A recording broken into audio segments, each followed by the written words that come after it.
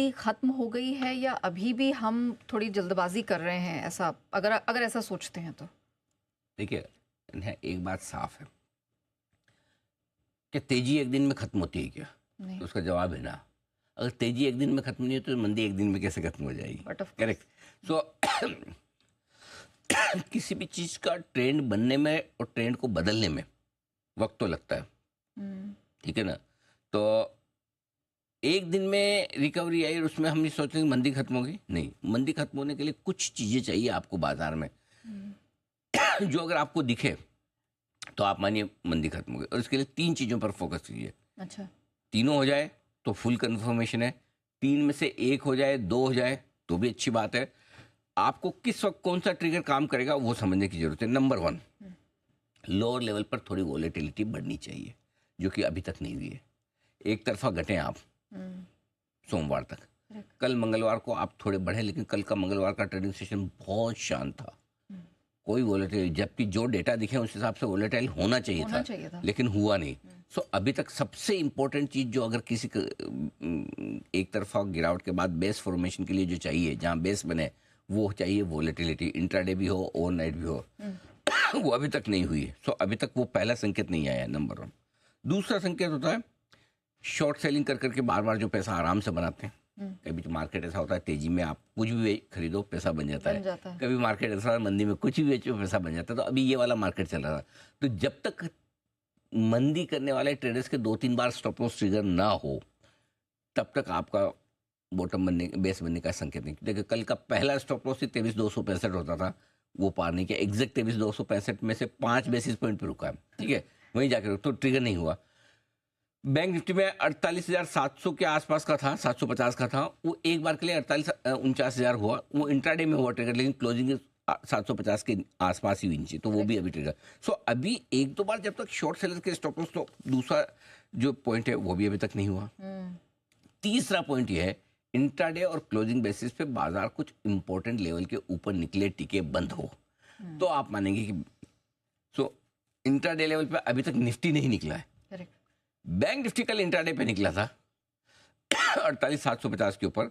तो bank Nifty कोशिश कर रहा है, गिरने में आगे था, बढ़ने में भी पहले कोशिश कर रहा है कि अगर मैं पहले गिराऊं तो मेरी जिम्मेदारी है, नैतिक जिम्मेदारी, मैं पहले बढ़ूं और मेरे बाद, और साथ में मैं निफ्टी को भी सपोर्ट दूं, बड़ा इंडेक्स हूं, उसमें वजन रखता हूं। मेरे 6 बैंक हैं जो निफ्टी में है, तो कल कोशिश की है बैंक निफ्टी ने, अच्छे से की है, ईमानदारी से कोशिश की है, क्योंकि निफ्टी बड़ी मुश्किल से हरे निशान में बंद हुआ है। 0.5% से भी कम था, बैंक निफ्टी 1.5% के आसपास हुआ, तो अच्छी आउट परफॉर्मेंस थी। तो अभी ये 3 चीज़ों में जो भी पहले अपने को मिल जाए, या तो वॉलेटिलिटी बढ़ने के संकेत हो जाए, आज की एफआईएस के डेटा के दम पर हो जाए, या 1-2 लेवल आप दिन में ऐसे पार करें और क्लोजिंग एक अच्छा मजबूत दे दे, इन तीनों में से जो भी होगा, तो मैं कोई अपने कौन सी हड़बड़ी जल्दबाजी है कि हाँ पैसा लगाने का टाइम था। कल मैंने बोला भी कि ये वक्त है जब आपको पैसा लगाना चाहिए, मैं खुद लगा रहा हूँ, कल मैंने लगाया भी, ठीक है। मैं तो इन्वेस्ट करने का टाइम आप एकदम बॉटम में नहीं कर सकते, और हो जाए तो किस्मत समझो। तो कहीं ना कहीं आपको एक कॉल लेना होगा, या तो गिरते हुए मार्केट में लगाएं, या जब रिकवरी का संकेत आए, तो वो अपनी जगह। बट अदरवाइज मेरे ख्याल से थोड़ा सा 1-2 सेशन आज और कल के सेशन से आपको ज़्यादा समझ में आएगा कि क्या शॉर्ट टर्म बेस या बॉटम बन गया है या मंदी खत्म हो गई है। ओके।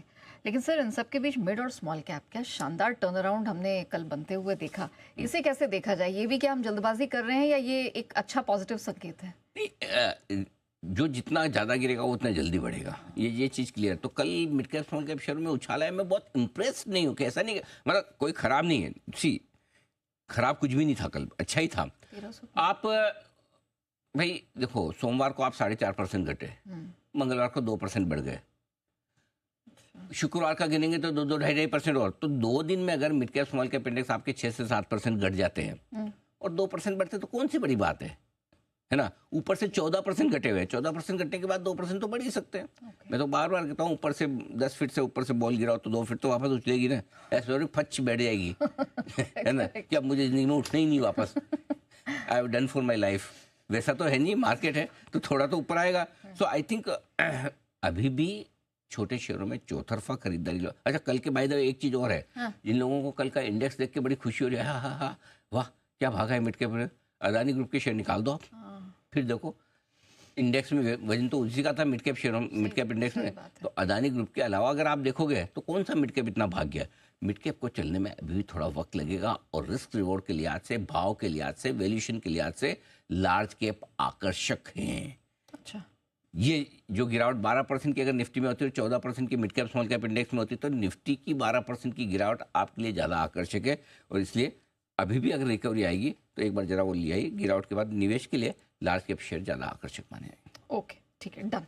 तो अभी हम मिड कैप स्मॉल कैप को वॉच लिस्ट में ही रखेंगे, ध्यान देंगे।